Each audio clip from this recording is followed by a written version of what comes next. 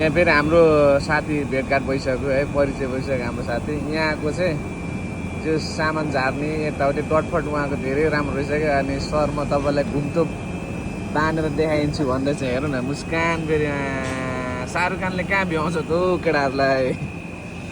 यहाँनिर सब यहाँ सामानहरू यो प्लास्टिक जति पनि छ नि कागजहरू यहाँबाट पठाउने रहेछ। धेरै रहेछ यो, ठुलो ठुलो रहेछ कि।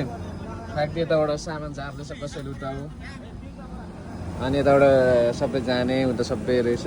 अनि जब त्यो काठमाडौँमा क्या हुन्छ नि बोतल भन्नाले नि त्यो कागज किताबहरू कफीहरू हुन्छ नि सब आउने चाहिँ फेरि तपाईँको यहाँ रहेछ, थुप्रो रहेछ। हाम्रो यहाँ माथि सरहरू यहाँ थाकिरहेछ काममा।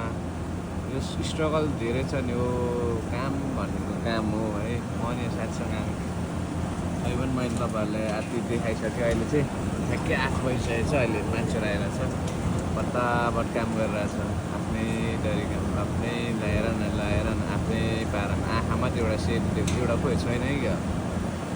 त्यसको यता बा हुनुहुन्छ, माया लाग्छ नि हो के गर्ने, सब काममा व्यस्त छ। ल त्यही हो, सबै काठमाडौँबाट हाम्रो साथीले पनि यस्तै लिएको किताबहरू कपीहरू क्या हुन्छ नि गाडीमा। म त्यो पनि देखाउँछु ल पछाडि गएर पक्नु। यस्तै नि सबै यो कागजहरू यो साथी छ यस्तो आउँदो रहेछ क्या। त्यो फेरि यहाँको चिनजान भइसक्यो, परिचय भइसक्यो। उसले सामान झारेर यो सब पुराएको क्या। यस्तै यस्तै सामान रहेछ क्या यो। कति टन अरे यो?